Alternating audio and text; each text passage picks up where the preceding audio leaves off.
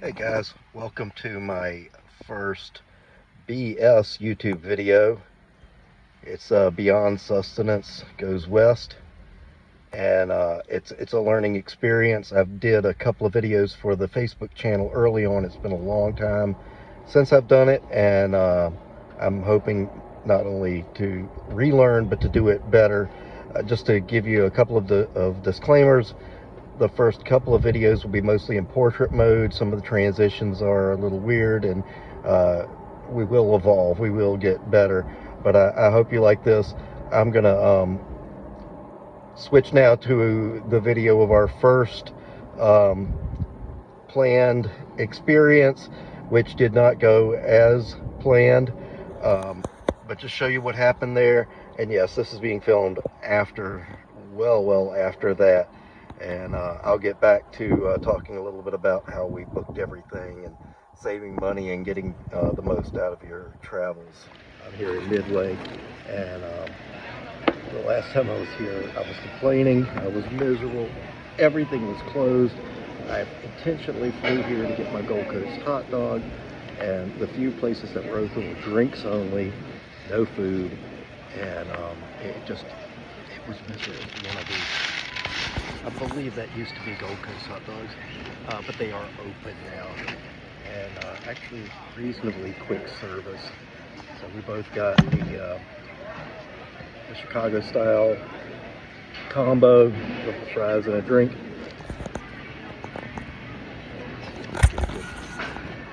Allergic dog. The sport peppers in there, I think. I don't see the sport peppers. Hey, out. Yeah, it's not a real Chicago dog. No sport peppers. I guess they're out of those too. This place needs help. So there you have it.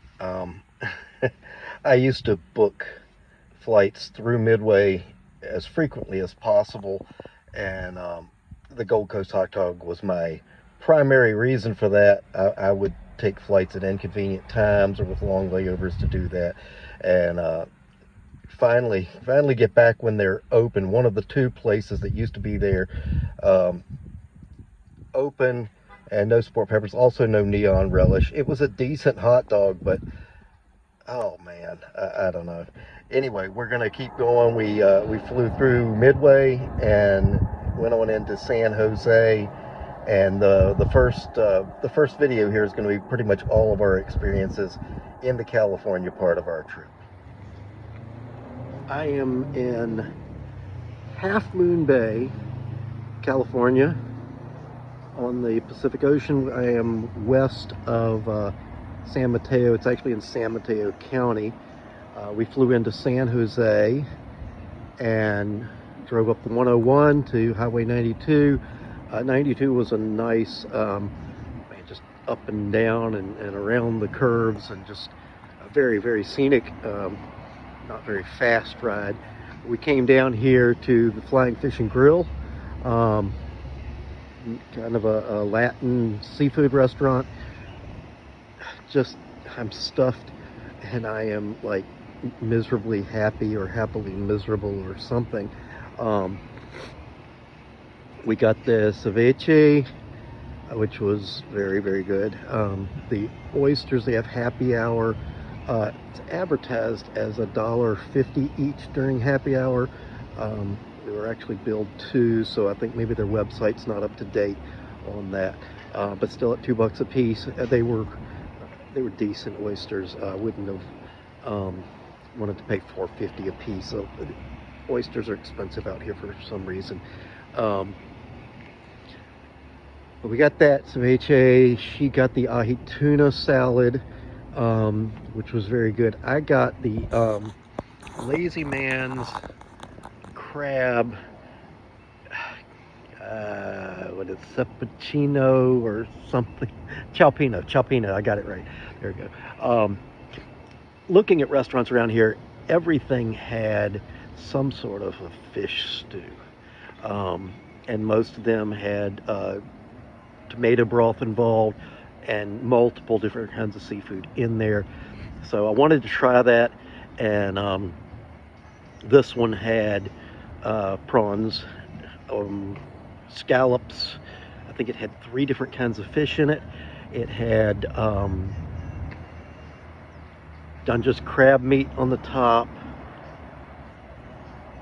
It had clams and mussels and onions, peppers, and served with garlic bread. You can get pasta for an additional charge. Didn't need to do that. It was just so good. Neat little place here. Let me see if I can, the outside here, you've got the painted fence. Nice little outdoor dining area. Not going to go back in there, but they have a kind of a tiki bar looking decor when you first start to go in there. And just kind of an unassuming place, I guess, but nice. And it was pricey. We also got the spicy margaritas, which added another charge to it, and all told it was like $145. They do that whole default tip thing, which I just left alone at 20%, even though I was really happy, and usually I'll do that and then round up a little more, but if that's all they want, that's fine. I'll give you this sign here.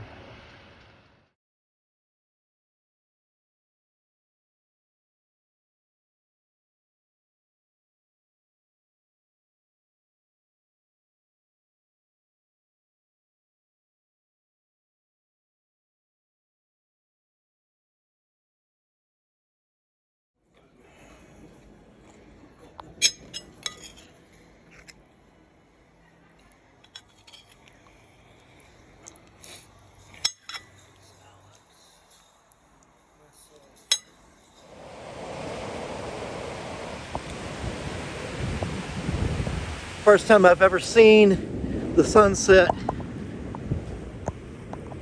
on the ocean. I have seen sunrises, but never a sunset. Kind of cool. Driving down the Pacific Coast Highway from Half Moon Bay, heading down to, we're going to cut over into the Redwoods where we have our cabin. We're going to stop in Half Moon at the beach there, but it's $10 to park. This place is $8 to park, but they have free 5-minute parking. So we may have exceeded the 5 minutes. Please don't tell the authorities, but not by a whole lot. And it's not like it's summertime. Beautiful colors. This is great. I'm going to just walk over and show whatever this is. I've got some pictures and pictures from up top, but you've got this horseshoe bend here, and the water's running. I mean, everything is there's a lot of terrain here, a lot of topography, but it's not like you have a full mountain range here for this to come off of. So I don't know, I guess I could check the map and see, but you can see the water's really running. The other thing might want to capture before it gets too dark is there's rocks out here, and here's one. It's black. Just something I'm not used to, but there's tons of them. They're all up and down the beach, and some big ones, and you can see where they just got thrown down into the sand by the surf, because there's like a crater. Stunning views from the top of the hill. You can see the mouth of the San Gregoria River. The horseshoe bend, and here's one of the rock with a little crater. On our way down, we ran into the Pigeon Point Lighthouse. Got a couple of pictures, including this one of the light, and then on to the cabin. This cute little rustic cabin was our home for a couple of nights in California in the Henry Cowell Redwoods State Forest, just south of the town of Felton and about 10 minutes north of Santa Cruz. The road crossing over from the coast was an interesting one to say the least. Narrow, winding, and washed out at one point. But it was comfortable, good heat, nice little place.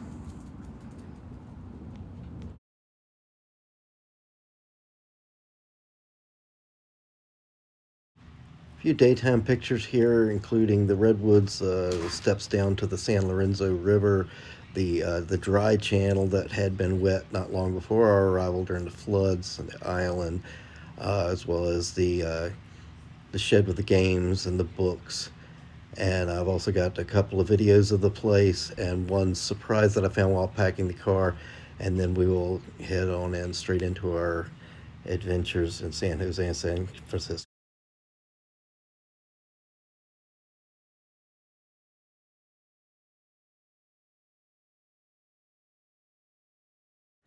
Never realized how the redwoods grow together in these clumps like this. The pictures I've seen, it's usually one big redwood with a car or a person next to it, but yeah, they do seem to cluster a lot. Look at that. It's just freaking huge. Looks like a few of them have been cut down too. I'm guessing that they were infected maybe, or rotten. Holy cow. Check that out. Incredible. I think they're pretty strong. I don't see a lot of them knocked down from storms. Let's see back home.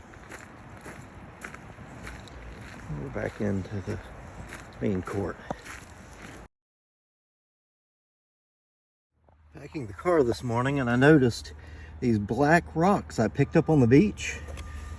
They're not really black. This is the blackest one, and it is nowhere near as dark as it was. And these other ones, well, they're not black at all. So I'm wondering, is there a bacteria? Is there some sort of mineral that is only black when it's wet? I don't know. It's a mystery. We're saying goodbye to our little cabin in the Redwoods.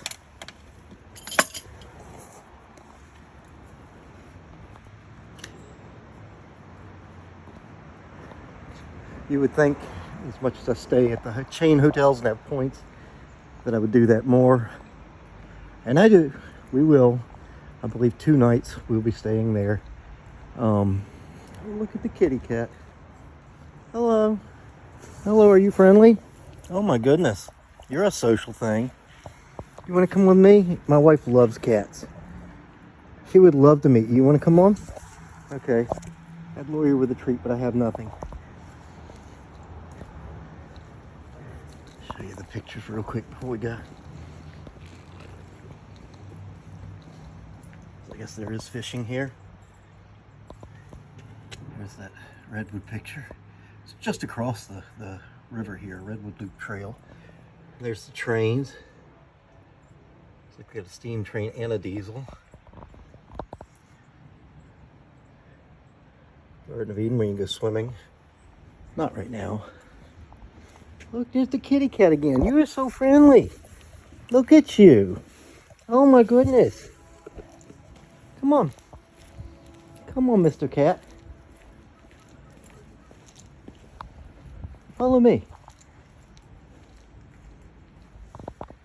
We'll take you to Allison. She could use more pets. Do you want to come? Do you want to come? Okay. Well, goodbye then. It was good meeting you.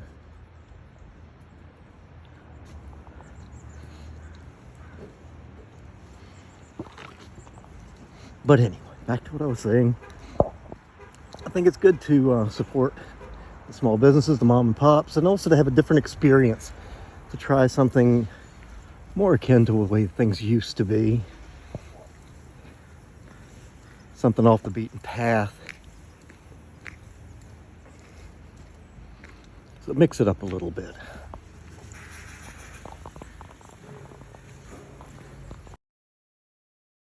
Next up was Felton Donuts and Coffee. I got the Danish that had an icing that I believe had some prickly pear in the flavor, as well as the apple fritters, which I would recommend highly to anyone in the area. Next up was San Francisco and the cable cars, and I've got to tell you, I was really looking forward to this, and I was not disappointed. There's so much history here, and they're still operating. The cables, they run underground and just continually are moving. They stop and start by grabbing the cables, and at times where the lines cross, one of them will have to let go and just coast over and grab the cable on the other side. Here's some of the controls for that operation. I do recommend doing some research. Learn how they operate so that you can appreciate what's going on. Also, there's several sites you can go to download the maps, learn where you want to go. And also, I would recommend get the app, buy the one-day pass. It's $13 versus $8 for each ride. $13 for all day, and that includes all the different forms of transportation. The views here were amazing. Going up and down the hills was thrilling. Just a great time and a great way to get around San Francisco.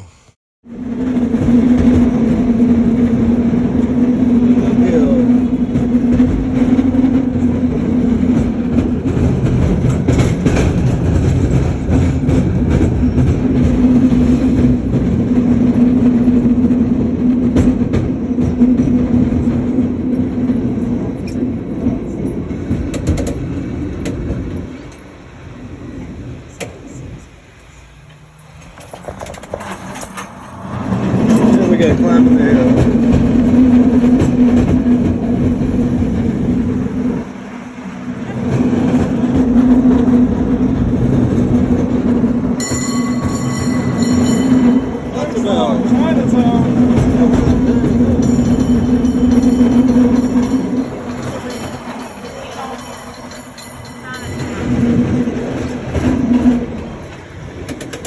Chinatown.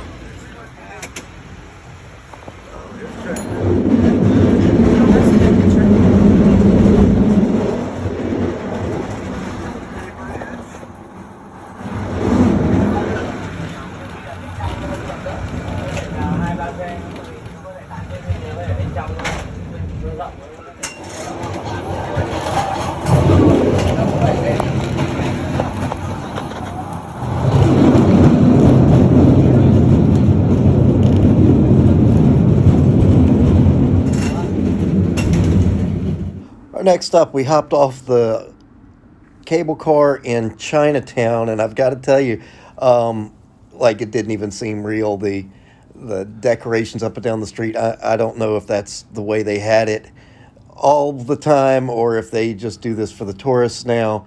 But it was a really cool place. We settled on RNG for lunch because, of course, we had to have Chinese food in Chinatown.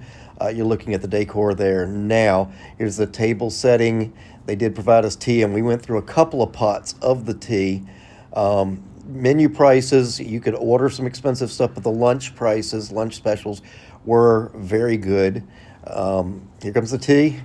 And we got the spring rolls, which I will show a video of later. We also got hot and sour soup and a chicken corn chowder. Both very good, but nothing remarkable. The spring rolls were, and especially the dipping sauce. You're going to see that in a minute. This is her lunch combo, octopus and jellyfish, and my egg dual lunch with XO sauce. Salmon avocado egg roll.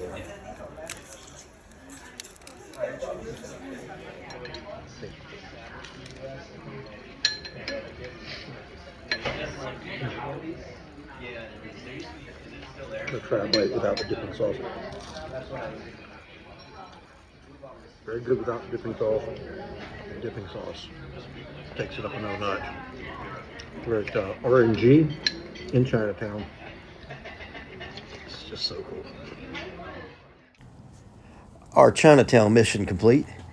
We had a torturous, and I mean torturous, about a 4-block hike uphill, up a steep hill, to catch the cable car for a exciting and scenic ride down to the wharf, where we had a couple of blocks walk to the F-line trolley station. Saw some murals and some places to shop and eat.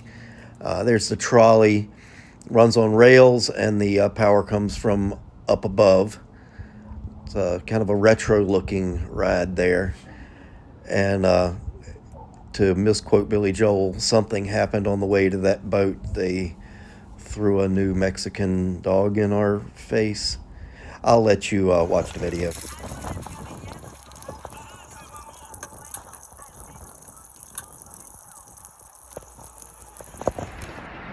I think hot dogs, I think New York, Chicago, maybe New Jersey. I don't normally think San Francisco. But they had these right out front of the pier, and bacon wrapped, rather large, onions, chili peppers. We got mustard on ours. They offered mayo and ketchup also. So we're gonna see how this goes here. See if I can peel this back. I don't know if I can bite into it here. Let's see.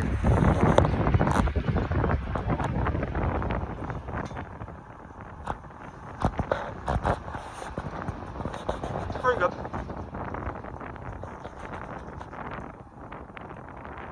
Not the greatest thing ever, but pretty good.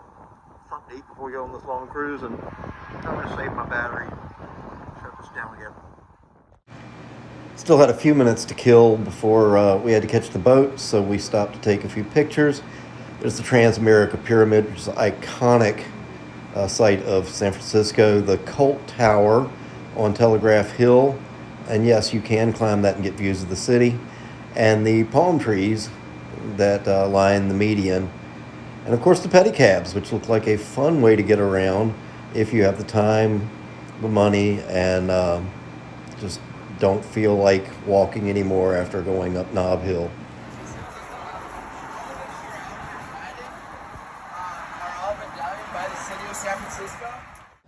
I love boats. I love the water. I love bridges. I love new places. And this was just all of that. The boats leave from Pier 33, and they take you around all the way around the island. You get to see the Bay Bridge and the Golden Gate. Here you're on the south side of Alcatraz, and right here is the north side. I also have a real interest in issues of Native Americans and their relationship with our government, and I'm not going to get in here into the details of it. Feel free to Google it. I may speak to this later, but I was quite interested when I saw that graffiti, and thankfully they do talk a lot about that if you tour the island. Lots of interesting sights on the island, just almost too much to take in, but what really intrigued me were the restricted, the ruins. We got the story on how these places got burned out, and I just love to go through them and climb the steps, go out to the areas that have not been put on the tour. I'd sign a waiver, I'd pay a fee. I'm sure a lot of other people would too, but I don't think that's going to happen. They did allow you to step inside a couple of the cells, and I don't think you really get the sense of what it would be like to be there, but it was better than nothing. Still, like, do you wonder what's up there? And how would you like to climb to the top of the lighthouse and see the view from up there? These next two are just pictures I thought were really cool. Places that I got a different view. Of course, we've all heard about the escape from Alcatraz, and they did have an exhibit on there, including the dummies or replicas thereof. the actual cells, the holes in the cells. And the official story is that these guys most likely drowned, did not make it to shore, but there was a car stolen near the shore just after the escape. And I think most people believe that they did make it. I personally do. You're free to believe whatever you want. I mean, you could even believe that one of them changed his identity and is now known to history as D.B. Cooper and is just one of the greatest escape artists of all time. Your call.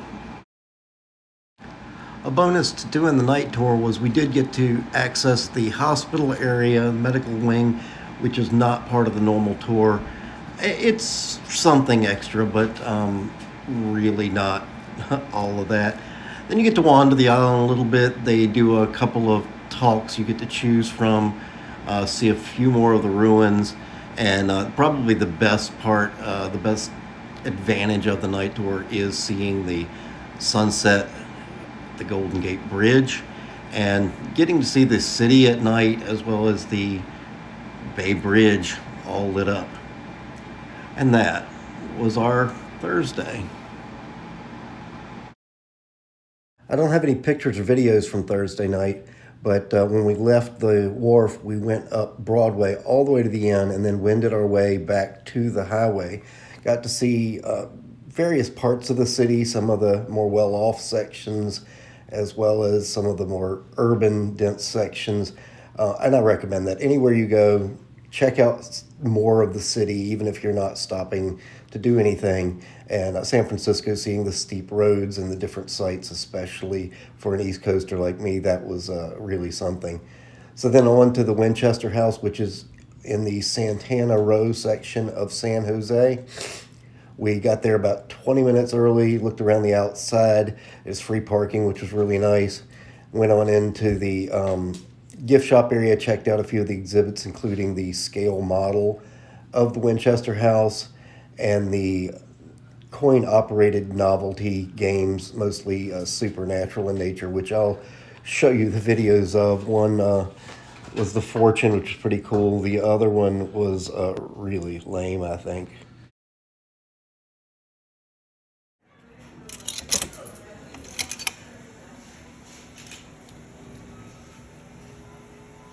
Oh yeah, stuff's moving.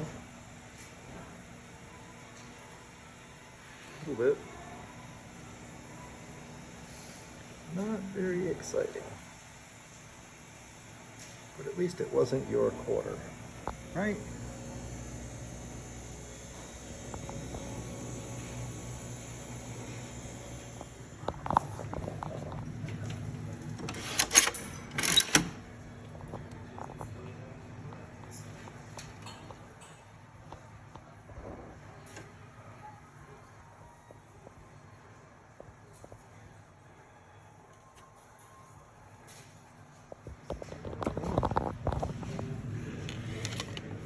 Let's see what this says.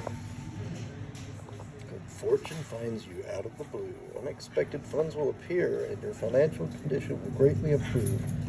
A long-tap admirer will come forward. Wear a yellow stone to increase your concentration. Always be gentle with animals. Play again and I will tell you more. There's some lucky numbers.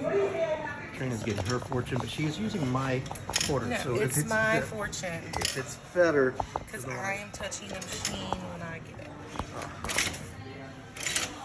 So let's watch the lady.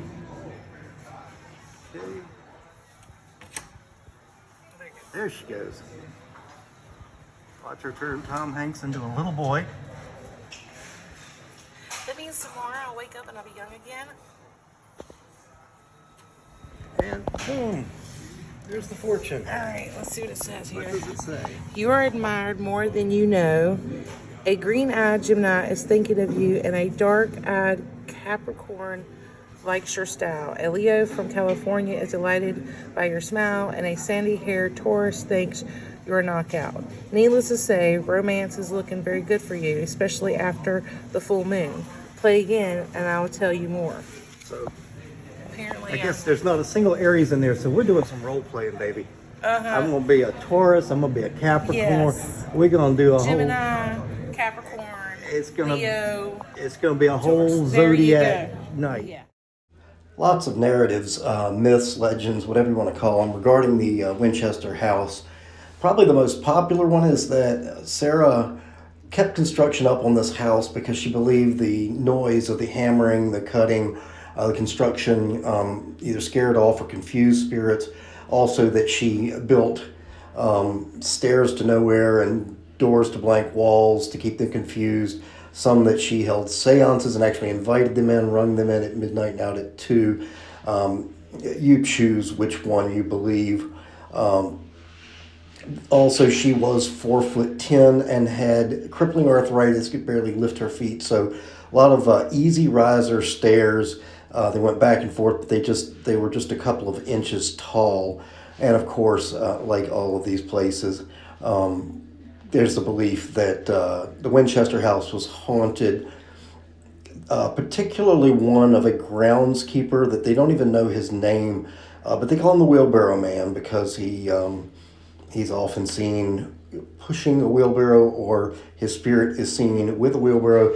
This room is the one that they claim he haunts the most. And all of the furnishings you see here, all of the decoration, it is period authentic, but all of her actual possessions were sold off, so these are replicas. You will see a video of the Easy Riser stairs following this, as well as a video from the top of the house, some of the garden, and one of some art exhibits. Seriously.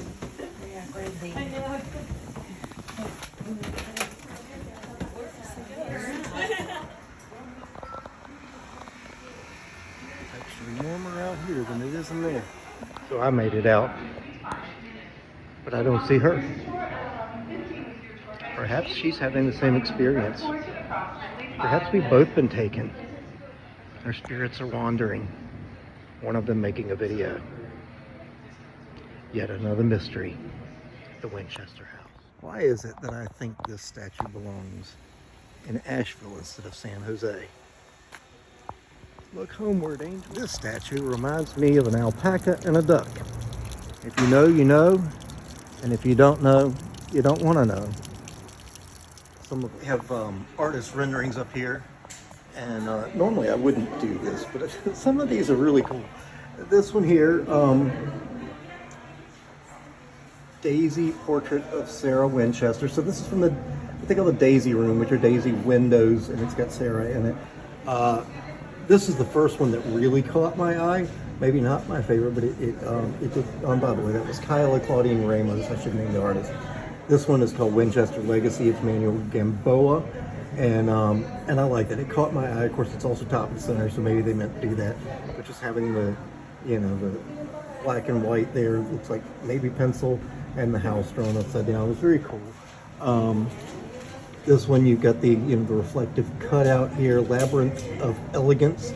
Interesting spelling of the word labyrinth. Caitlin Rojas, and you may be able to see. There's the Instagram for that one, the previous one, and the first one, if you want to go to that. Anyway, you do have the spiderwebs. Spiderwebs are a very big theme here. A lot of the windows, a lot of the patterns that are found throughout the house. Lots of stained glass. There's 10,000 windows here. Lots of stained glass. This one was really interesting. Again, named would be Sarah Kenneth Cachuela. And there's the Instagram. And here you have Sarah casting the shadow of the house through a doorway. That one there is just very, very intricate. Brittany D. Radabov. Here we go with the Winchester Mystery House by Chad West. And down here, this is another one that really got me.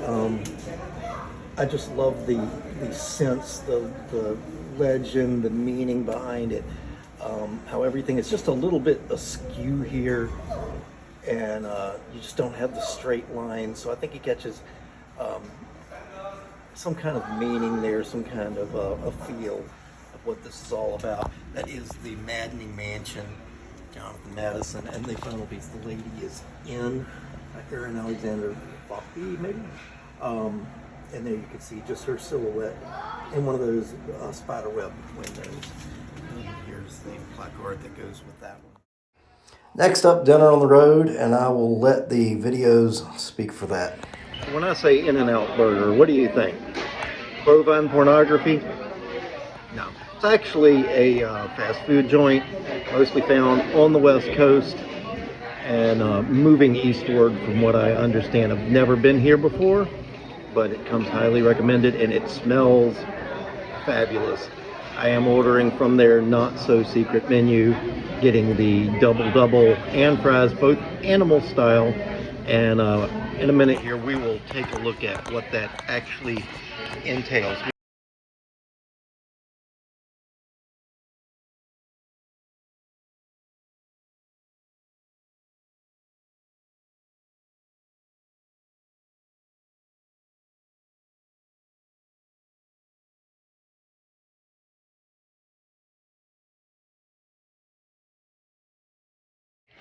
All right, here we go.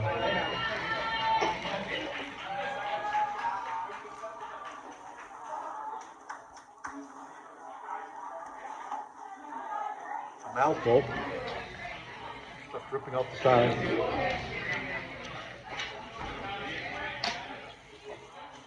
Like most burgers, I really should try just the patty first.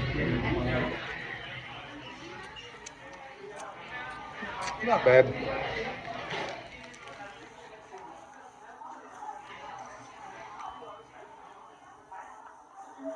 Double meat, double cheese.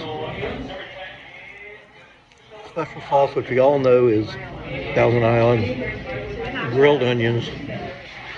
There's tomato and lettuce in there.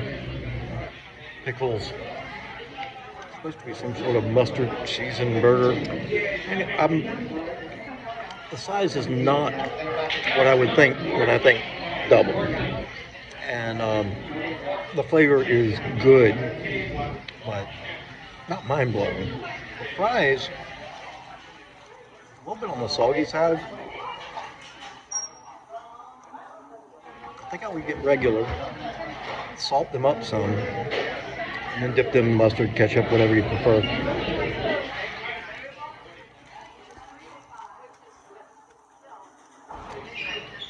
But yeah, for a fast food burger, pretty good. And to have opted it up, 2 meals, 2 upgrades, like $22.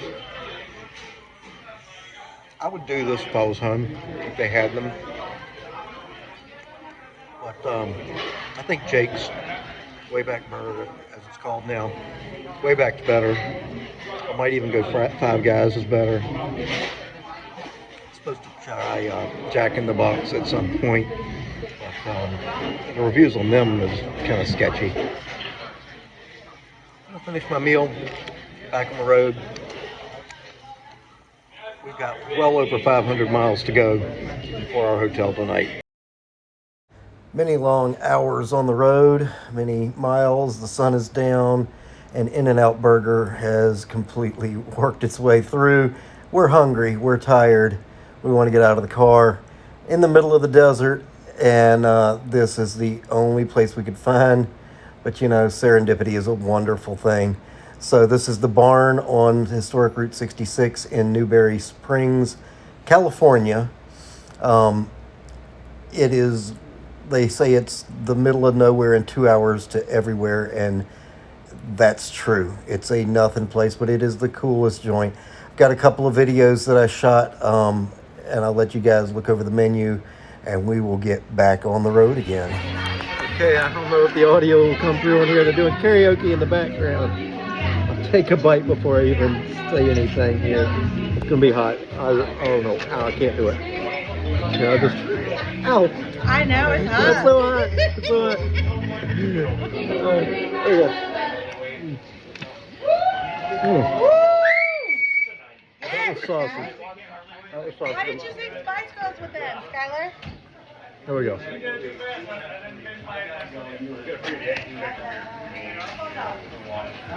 We're at the barn on 66, Newberry Springs. 66. So we're 66, yeah. historic. It's whatever. This is the place that gave water to the railroad. Middle of nowhere. Middle of nowhere. Only place open. Very cool. Hole in the wall. Friendly people. Character. My kind of place. I'm gonna switch the video around. Do another snippet. Show you the place. All right. There's the bar. A lot of cool stuff out there. Some cool characters here. I've learned something about Shakespeare. The expression, jack of all trades, master of none. Dollar bill sign on the ceiling. We have pizza. We had mozzarella sticks. They were out of wings. There's the kitchen over there. Salad. There's a karaoke in the back. Very cool. If you happen to be in the Mojave Desert, you're hungry, you just want to hang out and have a drink, it's Friday night, you want to sing a song, come on and check it out. The first leg of our journey is over. We left California. We're in Lake Havasu, Arizona. Been driving all day. Very fast, except when the trucks would pull out in front of me. You have to go from like 90 to 40 very quickly. It's, I think, 1:30 in the morning. What is this, Mountain Time, which is like 4:15 Pacific Time and September 42nd Eastern Time. Just wiped. Get some rest, and I think we may cut down our schedule a little bit. Not regretting a thing, but I don't know. I don't know if we could keep it up. Just too old for this. If anybody wants to contribute to this channel or the page, so we can retire and do this at a much slower pace and give you guys better content. It's all about you, right? Feel free. Good night. For those who made it to the end, thanks for watching the first of what I believe is 3 parts, possibly 4 if I do one on saving money, getting deals, and planning a vacation. The next part will be our northern Arizona, and I expect that to be out, I hope, in the next couple of weeks. If you like what you see, or if you just want to see how much worse it's going to get, and I will warn you that there's a lot of dad jokes and more offbeat humor in the subsequent videos, please ring the bell and subscribe to the channel. Leave us some feedback. Really, really appreciate it, especially as we're going through this steep learning curve. And as always, eat well and be well.